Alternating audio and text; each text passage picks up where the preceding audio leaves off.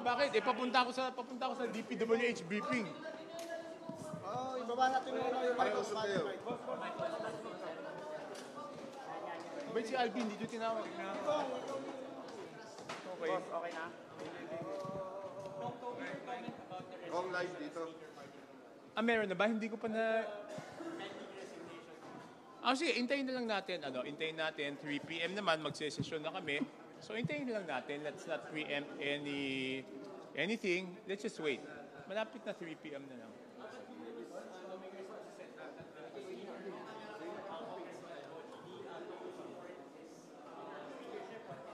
Yes. I will vote for Congressman Boji.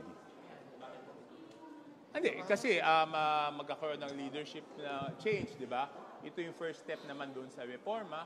So, bigyan naman natin ng pagkakataon, di ba? So, does that mean, sir, that you will no longer be independent? Hindi na.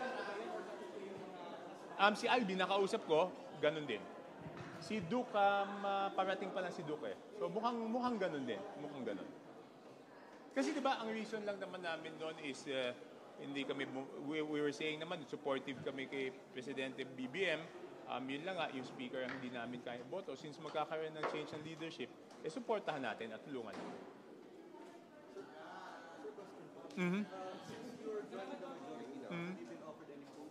No, I will not accept any. Sinabi ko naman kahapon yan, di ba? I will not accept any.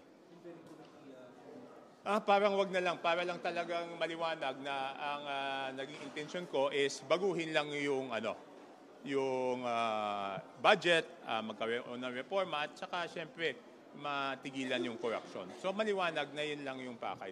Tsaka naisip-isip ko kanina iniisip ko, kung nakagawa naman kami ng reforma bilang independent, siguro kaya naman din namin tumulong at gumawa ng reforma kahit wala akong chairmanship.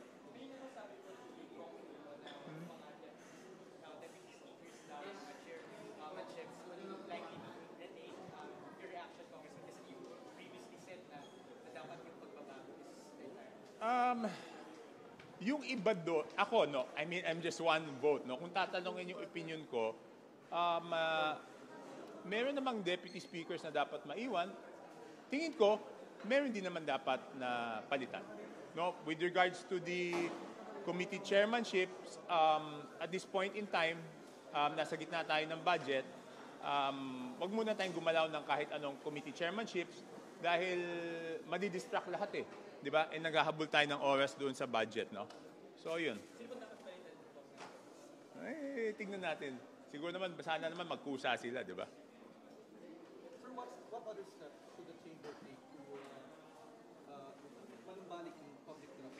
Hindi, kasi the first necessary step is yung pagpalit ng leadership. Ngayon, depende na yun sa liderato kung paano nila gagawin yung mga reforma na kailangan para bumalik yung tiwala. At yung first talaga dyan is yung budget kasi yan naman yung pinagmulan ng lahat. Nakita naman natin ngayon na yung budget this year is much more transparent, may mga changes naman na ginawa. So, ito na yung mga hakbang para magtiwala ulit yung tao sa House of Representatives. Okay, thank you. No, let's give them a chance, Kasi unang araw, if ever, hindi pa nga nagsisimula, di ba? Kaya nga sinasabi ko, hindi lang pwede, di ba? Hindi lang naman pwedeng yung isang tao lang ang papalitan mo, di ba?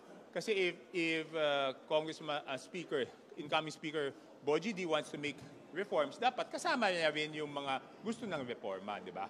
So, definitely kailangan yon.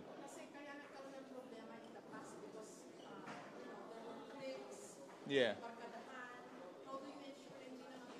Hindi, yun na nga. Di ba sinimulan na natin sa budget ngayon, much more transparent na yung budget ngayon eh.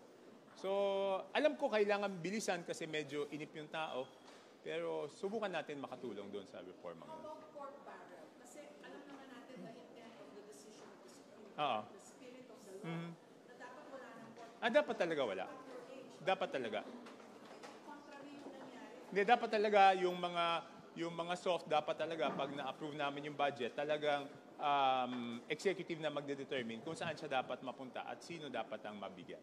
Di ba dapat mag-legislate na lang daw ang mga kongresista at mga senador? Huwag na makialam sa Hindi, tama. Ibig sabihin, part kasi nung, di ba, the budget is a law, di ba, na pinapasa. Siyempre kasama doon yung pagtingin kung tama ba yung paggastos ng pera ng gobyerno. Pero dapat pagkatapos na maaprubahan yung budget, talagang purely executive na lang ang mag-implement ng budget. Thank you, thank you, thank you, thank you, thank you.